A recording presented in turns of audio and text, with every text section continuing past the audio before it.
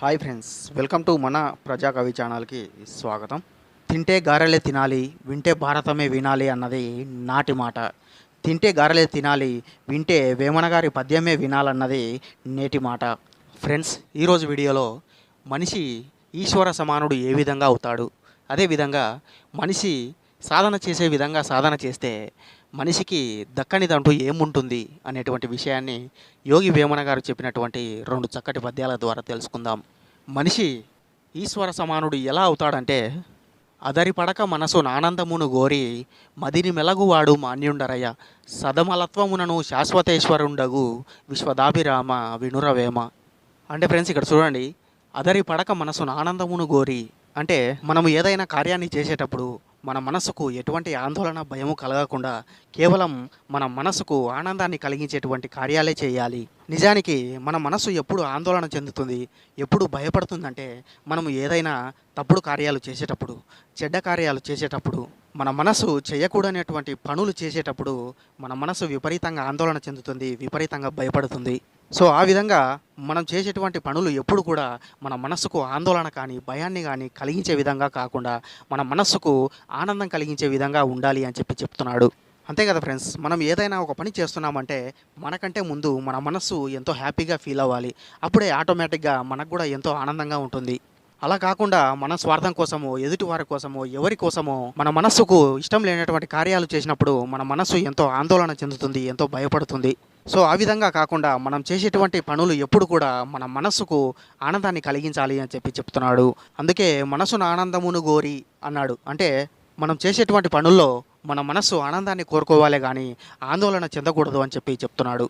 అదేవిధంగా రెండవ పాదంలో మదిని మెలగువాడు మాన్యుండరయ్య అంటే ఎవరైతే తమ జీవితంలో తమ మనసును తెలుసుకొని తమ మనసును గమనిస్తూ మెలుగుతారో అటువంటి వారే పూజింపబడతారు, అభినందించబడతారు, గౌరవింపబడతారు అని చెప్తున్నాడు. ఇక్కడ మాన్యుండరయ్య అంటే పూజింపదగినవాడు, గౌరవింపదగినవాడు, అభినందించదగినవాడు.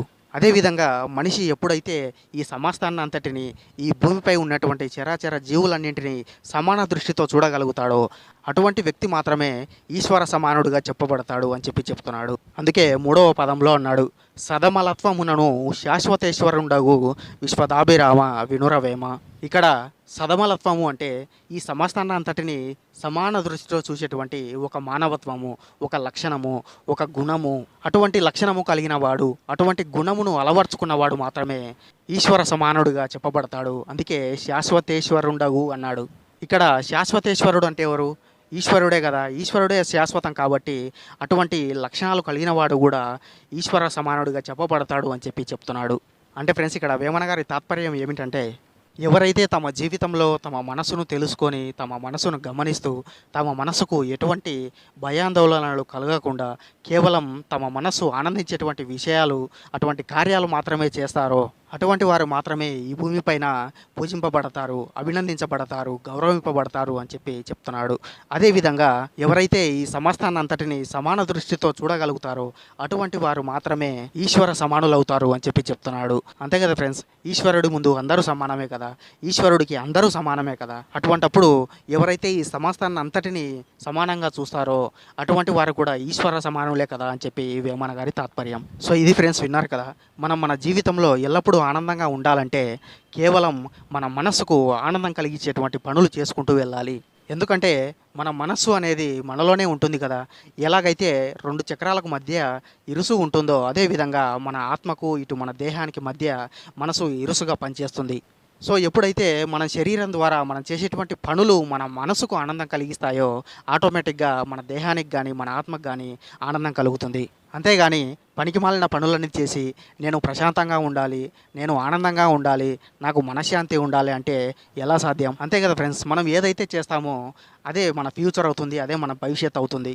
మనకి ఇల్లు కావాలంటే మనమే స్వయంగా కట్టుకోవాలి, అప్పుడే మనకు ఆనందం కూడా కలుగుతుంది. అంతేగాని కబ్జా చేసిన ఇల్లు కూడా మనకి ఇల్లే అవుతుంది కదా అంటే అది కేవలం మీకు ఇల్లుగానే ఉంటుంది కానీ మానసిక ఆనందాన్ని ఇవ్వదు. అందుకే మనం చేసేటువంటి ప్రతి కార్యము, ప్రతి పని కూడా మన మనస్సుకు ఆనందం కలిగించే విధంగా ఉండాలి కానీ ఎక్కడ కూడా మనం చేసేటువంటి పనులు మన మనస్సుకు భయాందోళనలు కలిగించే విధంగా ఉండకూడదు. సో ఇది ఫ్రెండ్స్, విన్నారు కదా. మనిషి తన జీవితంలో సాధన చేసే విధంగా సాధన చేస్తే మనిషికి ఈ భూమిపై దక్కనిదంటూ ఏది ఉండదు అనేటువంటి విషయాన్ని కూడా యోగి వేమన గారు చెప్పినటువంటి మరో పద్యం ద్వారా తెలుసుకుందాం. అదరి బెదురుటేల నందంగా రానిది సూక్ష్మమరయ్య నొక్కి చూడికి నిలిపి పోకలనచి ఎరుక పొందెన్న కుండూర విశ్వదాభే రామ వినురవేమ. అంటే ఫ్రెండ్స్ ఇక్కడ చూడండి, అదరి బెదురుటేల నందంగా రానిది అంటే మీరు మీ జీవితంలో ఏదైనా అనుకున్నది సాధించలేనప్పుడు, మీరు పొందాలనుకున్నది పొందలేనప్పుడు భయభ్రాంతులకు గురి కావడం ఎందుకు, ఆందోళన చెందడం ఎందుకు అంటున్నాడు. ఎందుకంటే మన సమాజంలో కూడా ఎంతోమందిని చూస్తూ ఉంటాం. వారు అనుకున్నది ఏదైనా సాధించలేనప్పుడు ఎంతో డిప్రెషన్లోకి వెళ్ళడం, ఇంకొంతమంది అయితే ఏకంగా సూసైడ్ చేసుకోవడం, మరికొంతమంది అయితే ఇక నాతోని ఏమీ కాదు, నేను నా జీవితంలో ఏది సాధించలేను అని చెప్పి పూర్తి డిప్రెషన్లోకి వెళ్ళిపోతూ తాము అనుకున్నటువంటి లక్ష్యాలకు దూరంగా వెళ్ళిపోతూ ఉంటారు. సో ఆ విధంగా 2-3 వైఫల్యాలకే మీరు భయపడకుండా, ఆందోళన చెందకుండా ముందు మీరు ఎంచుకున్నటువంటి లక్ష్యం ఏదైతే ఉందో ఆ లక్ష్యంలోని సూక్ష్మాన్ని గ్రహించండి. ఇక్కడ సూక్ష్మము అంటే మూలము. ఈ సమస్తంలో ప్రతి లక్ష్యానికి, ప్రతి పనికి, ప్రతి కార్యానికి కూడా ఒక సూక్ష్మం ఉంటుంది, ఒక మూలం అంటూ ఉంటుంది. సో ఎప్పుడైతే మీరు మీ మనస్సుతో మీ లక్ష్యంలో ఉన్నటువంటి ఆ సూక్ష్మాన్ని, ఆ మూలాన్ని గ్రహించి మీ మనస్సును దానిపై నిలపగలుగుతారో అప్పుడు మాత్రమే మీరు మీ జీవితంలో అనుకున్నది సాధిస్తారు అని చెప్పి చెప్తున్నాడు. అందుకే 2వ పదంలో అన్నాడు, సూక్ష్మమరయ్య నొక్కి చూడికి నిలిపి. అంటే మీ లక్ష్యంలో ఉన్నటువంటి ఆ సూక్ష్మాన్ని గ్రహించి దానిపై మీ మనసును నిలిపి ఉంచడం అని అర్థం వస్తుంది. అయితే ఇక్కడ మీరు మీ లక్ష్యంలో ఉన్నటువంటి సూక్ష్మాన్ని గ్రహించడం అన్నది పెద్ద విషయమేమీ కాదు. కానీ మీరు మీ లక్ష్యంలో ఉన్నటువంటి ఆ సూక్ష్మాన్ని గ్రహించిన తర్వాత ఆ సూక్ష్మంపై మీ మనసును నిలపడం అన్నది పెద్ద సవాలుతో కూడుకున్నటువంటి పని. ఎందుకంటే మనసు అన్నది ఒక పట్టాన మనం అనుకున్నటువంటి లక్ష్యంపై నిలవదు. మన మనసును మన లక్ష్యంపై ఉంచడానికి మన మనస్సుపై ఎంత ఒత్తిడి తెస్తామో దానికి 10-20 రెట్లు మనస్సు తన ప్రభావాన్ని మనకు తెలియజేస్తుంది. నన్ను అడిగితే ఈ సంవత్సరంలో అతి కష్టమైనటువంటి పని ఏదయ్యా అంటే మన మనస్సును ఒక చోట నిలపడం. మీరు మీ మనస్సును మీకున్నటువంటి ఒకే ఒక లక్ష్యంపై నిలపాలని చూస్తే అది మీకు 100 లక్ష్యాలను సూచిస్తూ ఉంటుంది. అంటే అన్ని దిక్కుల, అన్ని విధాల అది పయనిస్తూ మిమ్మల్ని తికమక పెడుతుంది. ఎలా అంటే చిన్నప్పుడు మీరందరూ సర్కస్లో చూసే ఉంటారు. ఆ సర్కస్లోకి ఒక కోతిని ఆడించేవాడు ఒక కోతిని తీసుకొచ్చి అక్కడ ఒక రింగు ఉంచి, అమ్మ కోతి ఒకసారి ఈ రింగులో నుంచి అవతలి దూకమని చెప్తే ఆ కోతిని ఆడించేవాడు ఎన్నిసార్లు చెప్పినా, ఎన్నిసార్లు లాగినా, ఎన్ని విధాల ప్రయత్నించినా ఆ కోతి అటు ఇటుగా 10-20 సార్లు అటు ఇటుగానైనా వెళ్తుంది కానీ ఆ రింగులో నుంచి మాత్రం దూరదు. సో ఈ విధంగా ఆ కోతిని ఆడించేవాడు 10-20 సార్లు ఆ విధంగా ప్రయత్నించి ఎంతకీ వినకపోయేసరికి ఒక్క దెబ్బ లాగి కోతిని కొట్టేసరికి ఆ కోతి వెంటనే దారిలోకి వచ్చి ఆ రింగులో నుంచి బయటికి దూకుతుంది. సో ఇదే విధంగా మన మనస్సును కూడా మన లక్ష్యంలో ఉన్నటువంటి సూక్ష్మంపై నిలవాలంటే 1-10 సార్లు ప్రయత్నించినా కూడా నిలవనప్పుడు మన మనసుకు ఉన్నటువంటి తోకను ముడిచి మరి మన లక్ష్యంలో ఉన్నటువంటి సూక్ష్మంపై నిలపాలి అని చెప్పి చెప్తున్నాడు. అందుకే 3వ పదంలో అన్నాడు, పోకలనచి ఎరుక పొందెన్న కుండూర విశ్వదాభిరామ వినురవేమ.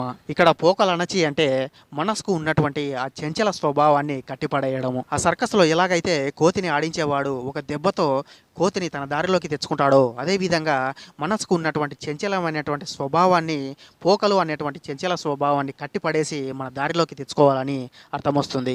సో ఆ విధంగా ఎవరికైతే మనసుకు ఉన్నటువంటి చంచలమైనటువంటి స్వభావాన్ని కట్టడి చేయడం తెలుస్తుందో అటువంటి వాడికి ఈ సమస్తంలో సాధ్యం కానిదంటూ ఏముంటుంది అని చెప్పి వేమన గారి భావం. అందుకే పోకలనచి ఎరుక పొందెన్న కుండూర విశ్వదాభిరామ వినురవేమ అన్నాడు. అంటే ఫ్రెండ్స్ ఇక్కడ వేమన గారి తాత్పర్యం ఏమిటంటే మీరు మీ జీవితంలో అనుకున్నది సాధించలేనప్పుడు, మీరు పొందాలనుకున్నది పొందలేనప్పుడు భయపడడం ఎందుకు, ఆందోళన చెందడం ఎందుకు, చింతించడం ఎందుకు? మీరు అవన్నీ పక్కకు పెట్టేసి ముందు మీరు మీ లక్ష్యంలో ఉన్నటువంటి సూక్ష్మాన్ని గ్రహించండి. ఆ సూక్ష్మాన్ని గ్రహించి మీ మనసును ఆ సూక్ష్మంపై నిలపండి. ఒకవేళ మీ మనసు ఎంతకీ కూడా ఆ సూక్ష్మంపై నిలవకపోతే, మీ లక్ష్యంలో ఉన్నటువంటి మూలంపై నిలవకపోతే దాని పోకలు అంటే అది పరిపరి విధాల పయనించేటువంటి చంచలమైనటువంటి స్వభావాన్ని అణచిపెట్టి తొక్కిపట్టి నార తీసి ఎలాగైనా సరే మీ మనస్సును మీ లక్ష్యంలో ఉన్నటువంటి ఆ మూలంపై ఉంచితే మాత్రం మీరు తప్పకుండా మీ జీవితంలో మీరు అనుకున్నది సాధిస్తారు అని చెప్పి చెప్తున్నాడు. సో ఆ విధంగా మీరు మీ జీవితంలో అనుకున్నది సాధించాలంటే మొట్టమొదట మీకు మీ మనసును మీరు ఏ విధంగా కట్టడి చేయాలి అనేటువంటి విషయం మీకు తెలిసి ఉండాలి అని చెప్పి వేమన గారి భావం. సో ఫ్రెండ్స్ విన్నారు కదా, జీవితంలో భయపడకుండా ధైర్యంగా బతకాలంటే ఎటువంటి కార్యాలు చేయాలి, అదేవిధంగా మనము మన జీవితంలో దేనినైనా సాధించాలంటే మనకు ఎదురయ్యేటువంటి 1-2 వైఫల్యాలకి కుంగిపోకుండా, భయపడకుండా, ఆందోళన చెందకుండా ఏ విధమైనటువంటి ప్రయత్నం చేయాలి అనేటువంటి విషయాన్ని కూడా యోగి వేమన గారు చెప్పినటువంటి 2 చక్కటి పద్యాల ద్వారా తెలుసుకున్నాం. సో ఇది ఫ్రెండ్స్, మరో వీడియోలో మరో పద్యంతో మళ్ళీ కలుద్దాం. అంతవరకు సెలవు. Keep watching. వేదా